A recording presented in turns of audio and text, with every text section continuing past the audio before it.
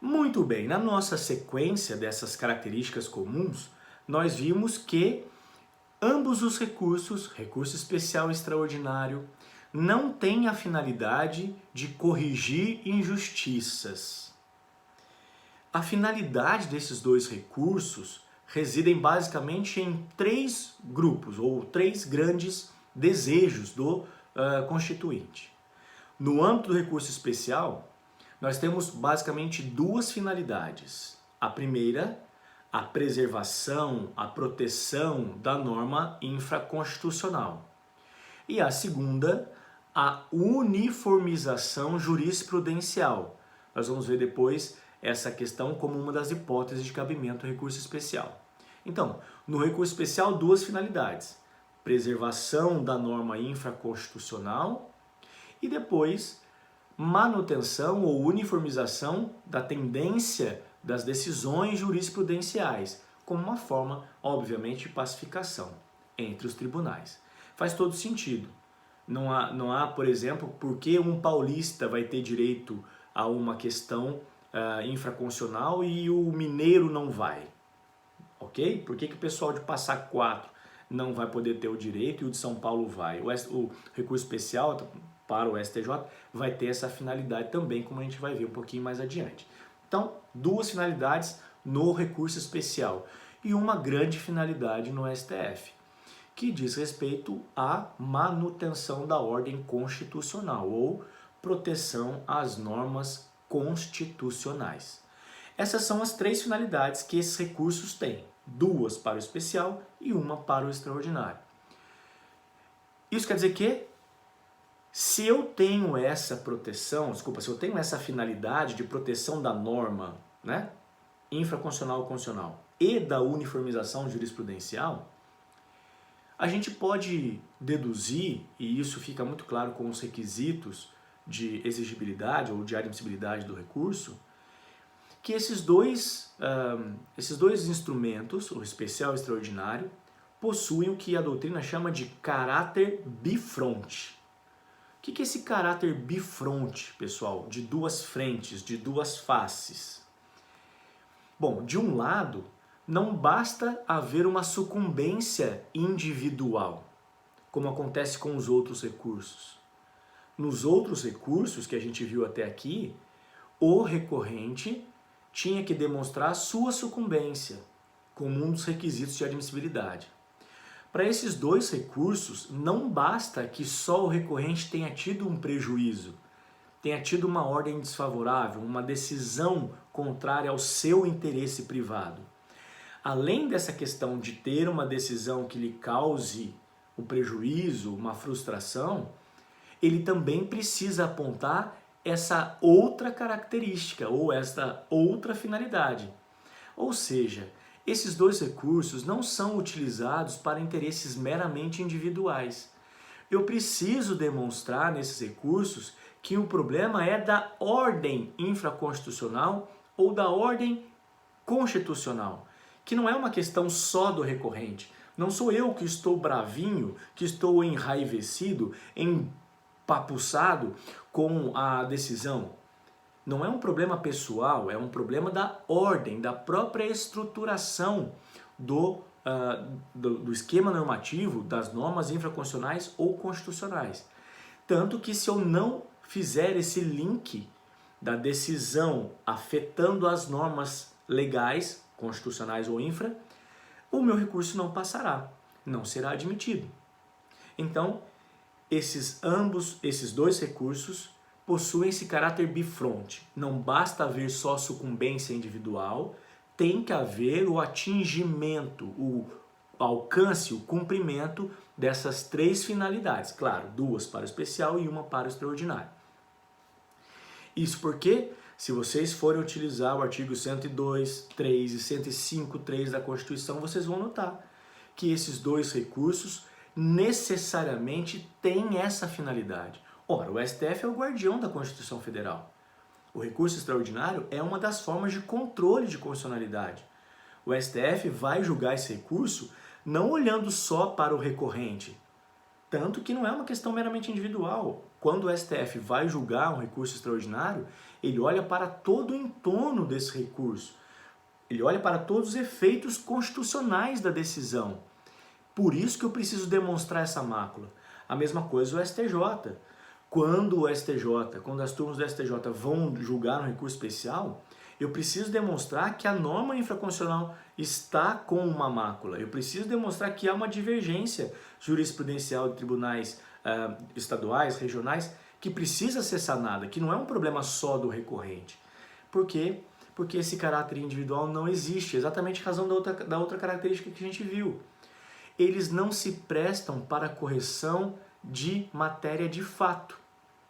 Eles não vão se debruçar sobre a prova para poder, por exemplo, debater o que a testemunha falou. Não vão poder debater o laudo pericial. O que esses tribunais se preocupam é com a regularidade normativa. Então, por exemplo, a oitiva da testemunha teve cerceamento de defesa? Opa!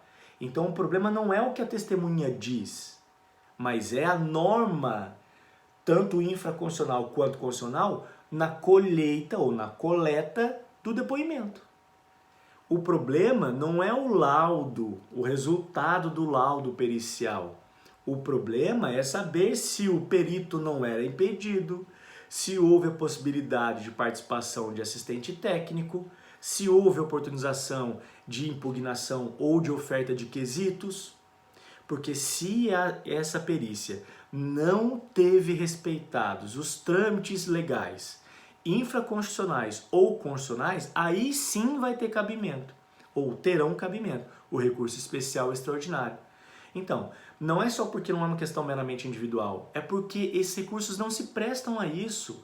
Eles não querem saber do meu prejuízo, se a testemunha falou mentira ou não. Eles querem saber se, durante o processo, houve um prejuízo a essa ordem normativa. Se houve prejuízo à norma infraconstitucional ou à norma constitucional. Então, nessa terceira importante característica que a gente está estudando agora, eles não se prestam à matéria de fato. Eles se prestam apenas à matéria de direito. Tudo bem? Disposição normativa. Nossa, Fred, então quer dizer que eu não posso discutir prova? Bom, você não pode discutir o conteúdo da prova. Você vai no sentido de resultado da prova. O que a testemunha falou, isso não dá para discutir, porque esse recurso não tem essa extensão.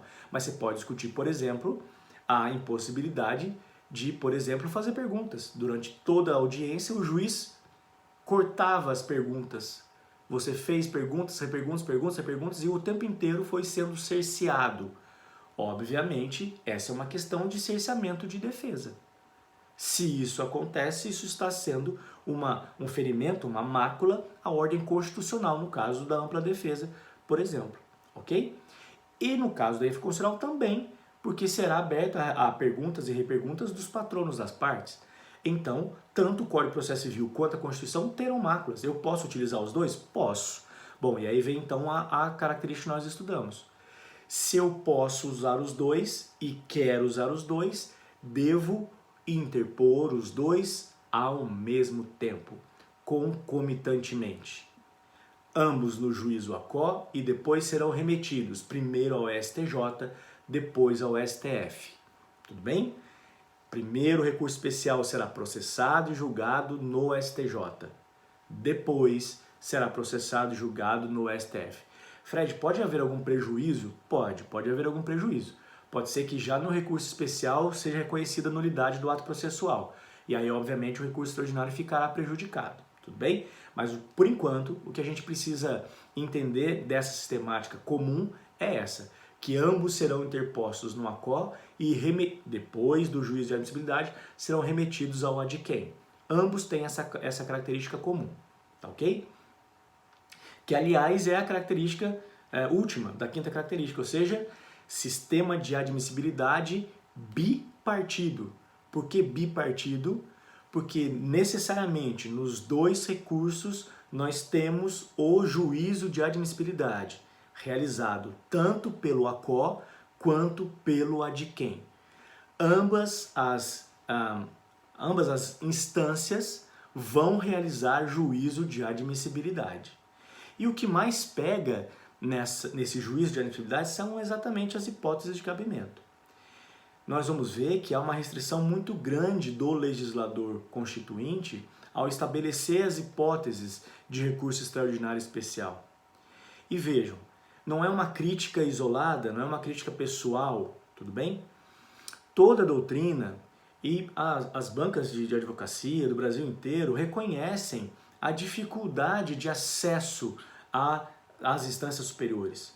Não é simples passar um recurso especial, não é simples passar um recurso extraordinário, como é simples, por exemplo, ou mais simples, passar um embargo de declaração, que a gente também já estudou.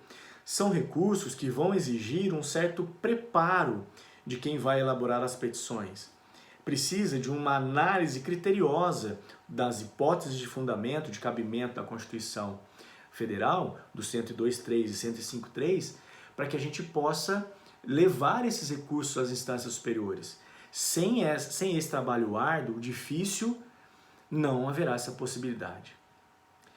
E isso é tão comum, ou seja, é tão comum, é tão frequente você não ter o conhecimento ou a admissibilidade de um recurso especial extraordinário que existe até um recurso só para isso. Existe um recurso criado, que já havia desde 1990, mas que foi criado para isso, para os casos em que o recurso especial e ou extraordinário não forem admitidos. Ou seja, o próprio legislador reconhece que esses recursos foram feitos para serem manejados com muita consciência, com muito critério, porque eles podem não ser admitidos. Tanto é frequente, tanto é possível e é comum isso acontecer, que existe até um recurso chamado agravo em recurso especial ou extraordinário, que é uma forma, a gente vai estudar obviamente isso mais tarde, mas é uma forma de forçar a subida desses dois recursos, ou de um, ou de outro, ou de ambos. Então, se o juízo ACO não admite a interposição, né, o meu recurso especial interposto, e obviamente publica, me intima dessa decisão, eu posso ingressar com esse recurso específico para isso, para forçar a subida do recurso especial e ou extraordinário que fora interposto e não for admitido, porque as hipóteses de cabimento que são restritas não foram alcançadas ou foram rejeitadas pelo tribunal. Ok? Por fim, uma outra característica comum que eu não mencionei no vídeo anterior, mas que vocês com certeza vão se lembrar. Como a imensa maioria dos recursos no processo civil, tanto o recurso especial quanto o recurso extraordinário não possuem, em regra, efeito suspensivo. Isso quer dizer que, uma vez que já estejam em processamento, a decisão poderá passar à execução provisória, ou seja, a parte interessada vencedora poderá já iniciar o processo de satisfação do seu direito ou o cumprimento provisório da sentença. Porque, como regra, eles não têm o condão de suspender a eficácia das decisões recorridas. São recursos que não possuem efeito suspensivo. Por isso, permitem execução provisória ou cumprimento provisório da sentença. Ok? Essa é uma característica importante também. Por fim, uma questão fácil para a gente, questão dos prazos, isso como características comuns, ok?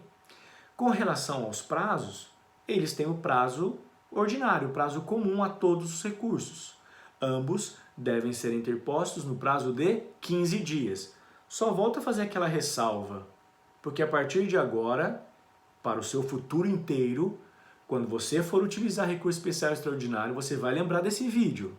E eu vou rogar uma praga em você, que se você for manejar recurso especial extraordinário e só utilizar um para esperar a interposição do outro, eu vou puxar a sua perna. A sua vida vai andar para trás. você tem 15 dias para interposição desses recursos. Mas se quiser usar os dois, se quiser utilizar ambos, deve interpor os dois juntos, concomitantemente, no mesmo prazo, obedecendo ao prazo de 15 dias. Tudo bem? Aí tem uma questãozinha aqui que eu queria perguntar para vocês. O recurso especial extraordinário tem preparo? Fica aqui uma pesquisa que já faz parte dos exercícios de fixação. O recurso especial extraordinário tem preparo? É necessário recolher preparo para a utilização do recurso especial extraordinário? Já fica aqui então essa pesquisa para incrementar as nossas atividades de fixação. Esse vídeo termina aqui. A gente vai continuar estudando esses dois recursos nos próximos vídeos. Esse é um conteúdo importante. Estamos na reta final dos recursos. Faltam esses dois recursos que a gente vai estudar agora mais detalhadamente, um a um. Depois o agravo em RESP ou RE, que é esse que eu mencionei rapidinho. E por último, embargos de divergência, e o nosso conteúdo de recursos se encerra nesse semestre. Estamos dando conta. Estou muito feliz. Eu espero que vocês estejam acompanhando, que a assimilação esteja sendo possível. Eu fico à disposição de vocês se vocês tiverem dúvidas. Tudo bem? E, obviamente, a partir de agora estarei lá no chat à disposição de vocês. Voltem, vejam, revejam, anotem o quanto for necessário. Esses dois primeiros vídeos desse conteúdo foi para a gente poder se aproximar, se familiarizar com as linguagens, com as disposições condicionais, com essas características comuns, porque a partir do próximo vídeo a gente vai começar a aprofundar e estudá-los isoladamente, cada um com as suas características específicas. Tudo bem? Muito bem, pessoal. Um grande abraço para vocês então. Eu estou lá esperando vocês. O material de apoio já está também no AVA e a gente se fala logo logo, tá ok? Até mais, pessoal. Tchau, tchau.